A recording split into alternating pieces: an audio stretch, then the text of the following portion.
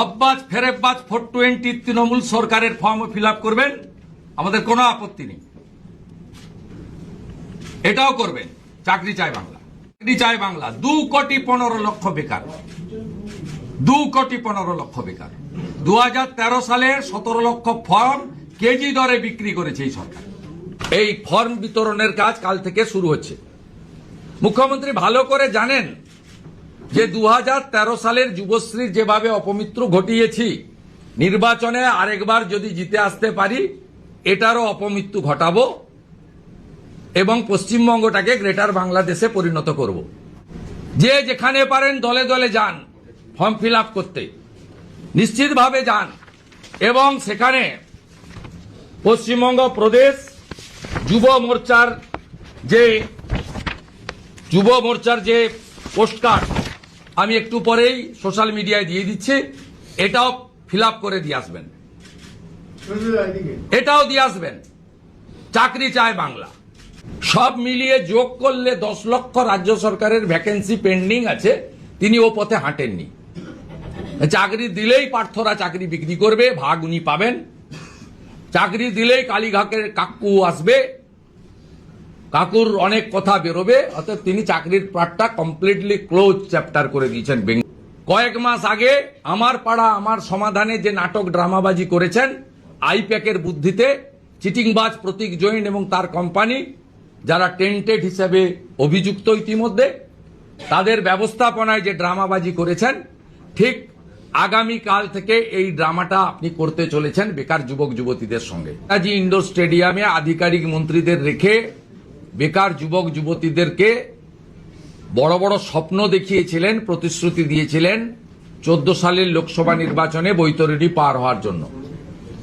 সেই যুবশ্রী প্রকল্পের মৃত্যু ঘটিয়েছেন এই মুখ্যমন্ত্রীর নির্দেশে তার অর্থমন্ত্রী ডক্টর অমিত মিত্র, যিনি 17-18 অর্থবর্ষ থেকে এই যুবশ্রী প্রকল্পে কোনো বরাদ্দ রাখেননি এবং এমপ্লয়মেন্ট ব্যাংক তুলে দিয়ে 17 লক্ষ আবেদনকারীর যে আবেদন ছিল, সেই আবেদন কোথায় গেছে? কেজি দরে বিক্রি হয়েছে না অন্য কিছু হয়েছে না পুড়িয়ে ফেলেছেন আমরা জানি না।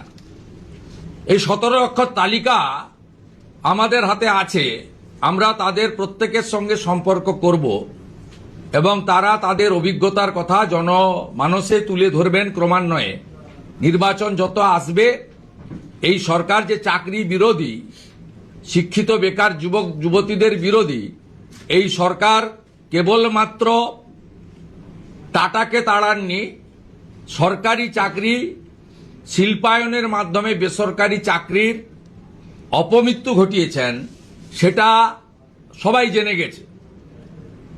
এবং জেনে যাওয়ার কারণে যে প্রতিষ্ঠান বিরোধিতা গোটা রাজ্য জুড়ে হচ্ছে, আমরা করোনা কালে মাননীয় প্রধানমন্ত্রীর দেওয়া শ্রমিক স্পেশালের মাধ্যমে দেখেছিলাম যে কত লক্ষ লক্ষ আমাদের বাড়ির যুবক বন্ধুরা, ভাইরা পেটের টানে সংসার চালানোর জন্য ভারতবর্ষের বিভিন্ন রাজ্যে তারা পড়ে আছেন। তাদের থাকা খাওয়া, তাদের নিদারুণ কষ্টের মধ্যে তারা পড়ে আছেন। এটাও আমরা সেদিন দেখেছি। লাইন দিয়ে কোয়ারেন্টাইন সেন্টারে আমাদের যে সোশ্যাল ডিস্টেন্সের জন্য 7 দিন করে সব জায়গায় সরকারিভাবে রাখা হয়েছিল, স্কুল কলেজ পাঠাগার ইত্যাদিতে, সেটা আমরা দেখেছি যে কি ভীষণ পরিযায়ী শ্রমিক পশ্চিমবাংলার তৈরি হয়েছে, যেটা আগে বিগত দিনে স্বাধীনতার আগে পরে অবিভক্ত বিহার, ইউপি থেকে, উড়িষ্যা থেকে আমাদের এখানে মানুষজন আসতেন। উল্টো যা হয়েছে, মানুষ সেটা 2020 সালে করোনা কালে সবাই দেখেছেন, 21-এও দেখেছেন, করোনা থার্ড ওয়েভের সময়। মুখ্যমন্ত্রী সবকিছু বুঝে তিনি এবারের অন্তর্বর্তী বাজেটকে তিনি নির্বাচনীর একটি লিফলেটে পরিণত করেছেন অর্থনৈতিক পরিভাষায়। সেখানে তিনি এই অন্তর্বর্তী বাজেট এপ্রিল, মে, জুন, জুলাইয়ের, কিন্তু ফেব্রুয়ারি মাসে তার ভোট এত বালাই এবং অভয়া থেকে দুর্গাপুর আইকিউ সিটি, কালকেও একটা ফোন কল ভাইরাল হয়েছে, যেটা আমি সোশ্যাল মিডিয়ায় পোস্ট করেছি, ফোন করছে অনুব্রত মণ্ডলরা অশ্লীল ভাষায় পুলিশের স্ত্রী এবং মায়েদেরকে ধর্ষণ করার ওপেন ডিক্লারেশন দিচ্ছেন, তখন মুখ্যমন্ত্রী 500 টাকা বাড়িয়েছেন এবং কিছু জনের অ্যাকাউন্টে সেটা বাড়তি টাকা পাঠিয়েছেন।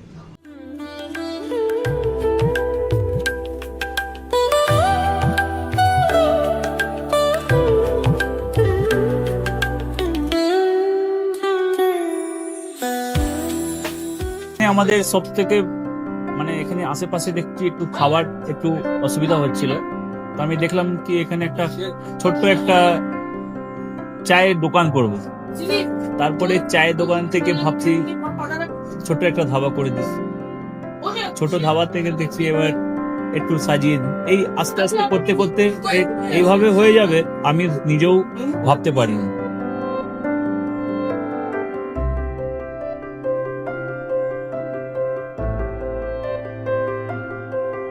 ব্যবহারের জন্য আমাদের এখানে কার পার্কিং থেকে নিয়ে গেস্ট খাবার থেকে নিয়ে বাড়ি এরকম কিছু ব্যাপার যদি থাকে তো মানুষকে বাড়িতে আমরা সার্ভিস দিতে পারবো, এইভাবেও আমরা চেষ্টা করি।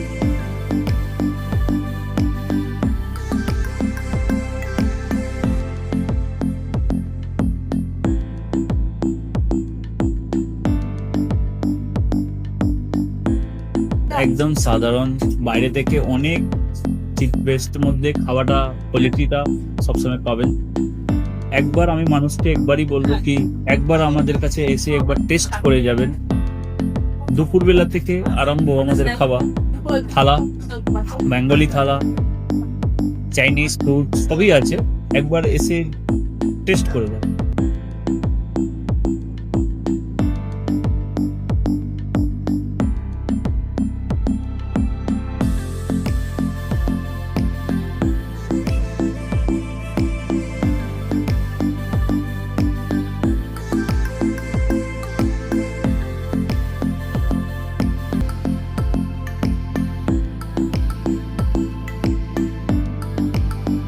আপনার চ্যানেলের মাধ্যমে বলি একবার আসুন কেশরী ধাবাতে দেখে নিন। আমার নাম রঞ্জন কেশরী।